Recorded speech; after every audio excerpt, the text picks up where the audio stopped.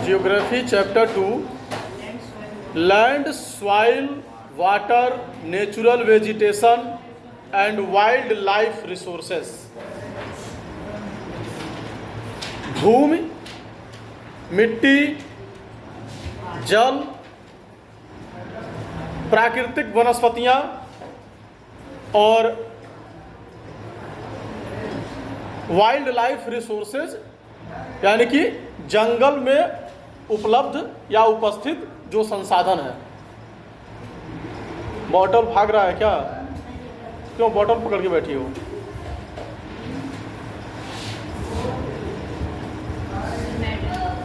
No.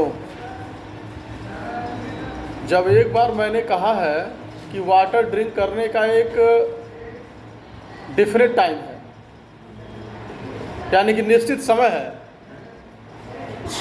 तो मुझे ये नहीं समझ में आता है कि कैसे 10 मिनट और 15 मिनट में प्यास लग जाता है।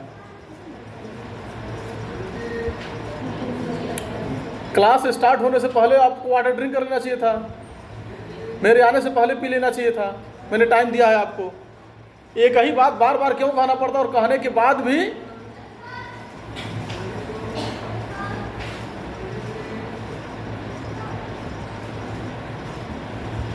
डिसिप्लिन आप लोगों का बहुत ही पुअर है।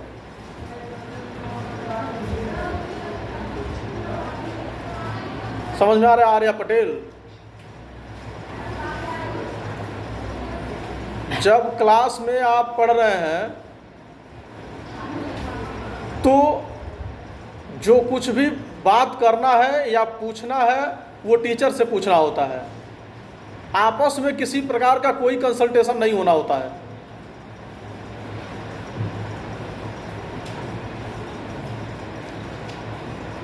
लाइन में अगर प्रेयर में खड़े हैं तो अगर वहाँ भी 2 मिनट का टाइम मिला, टाइम का मतलब क्या कि बस प्रेयर नहीं हो रहा है या नेशनल एंथम नहीं हो रहा है तो ज़रूर कुछ न कुछ कानाफूसी चल रही है,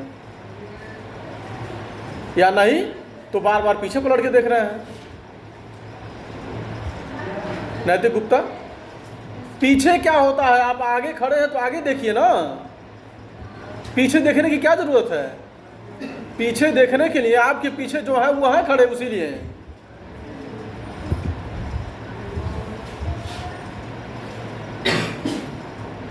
और फाइनली मुंह तो बंद ही नहीं रह सकता है, क्योंकि वो एक अलग प्रकार की एनर्जी जो है फ्लो कर रही है अंदर, जिसको फुलिशनेस बोलते हैं, मूर्खता।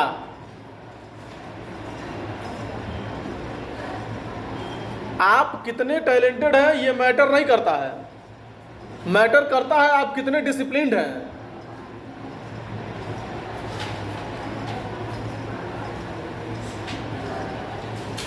और आप ही लोग नहीं, लगभग पूरे स्कूल की यही स्थिति है।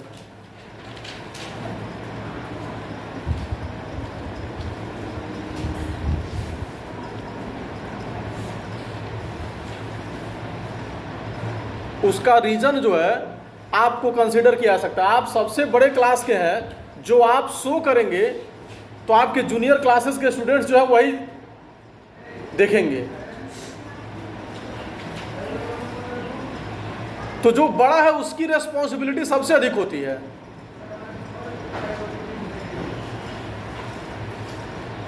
बिना मतलब कुछ न कुछ बोलते रहें, कोई न कोई एक्टिविटी करते रहें, नहीं कुछ तो क्लास में घूमते ही रहें, नहीं।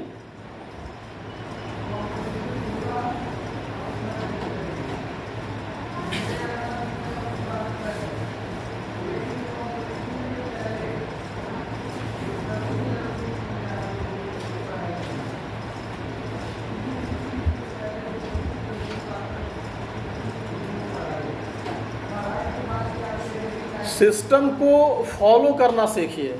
आप अच्छा फॉलो करेंगे तो आपके पीछे जो है वह भी अच्छे तरीके से उसको फॉलो करेंगे। बात समझ में आ रही है? सीधे बैठिए, थक गए पहले ही बेल में।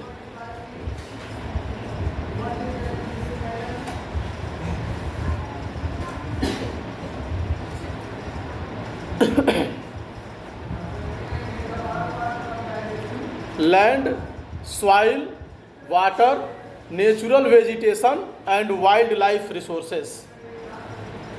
भूमि, मिट्टी, जल, प्राकृतिक संसाधन, प्राकृतिक वनस्पतियाँ और जंगली जीवन से संबंधित रिसोर्सेज यानी कि संसाधन। You will learn in this chapter about land resources, soil resources, water resources and natural vegetation and wild life.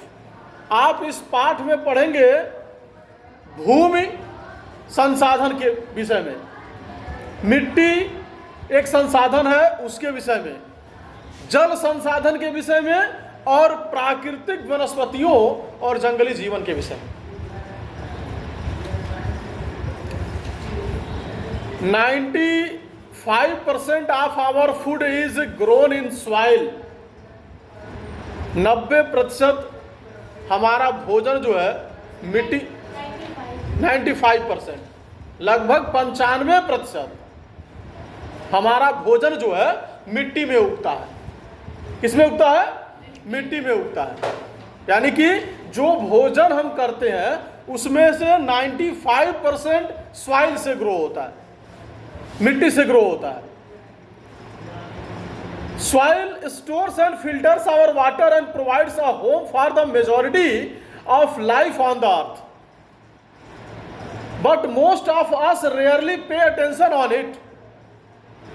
We lose about 36 billion tons of topsoil every year. According to the scientists, we have to only about 60 years of productive soil. It means यह मिट्टी जो है, मिट्टी water को filter करती है, उसको store करती है और यह पृथ्वी तमाम तरह के जीवों का घर है। यह पृथ्वी जो है तमाम तरह के जीवों का घर है, यानी कि बहुत सारे जीव इस पृथ्वी पर रहते हैं, लेकिन इस मिट्टी को लेकर बहुत ही कम लोग हैं जो अटेंटिव हैं या अटेंशन पे करते हैं, यानी कि सावधानी दिखाते हैं।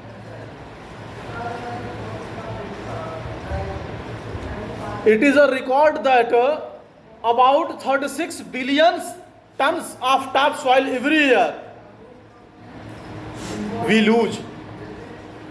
लगभग 36 बिलियन टन टॉप सॉइल यानी कि मिट्टी के ऊपर वाला जो हिस्सा है प्रति वर्ष, एवरी ईयर हम खोते जा रहे हैं।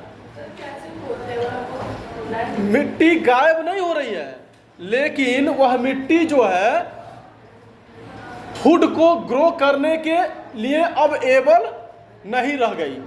कहने का सेंस ये, यानी कि वह भूमि अनुपजाऊ हो गई।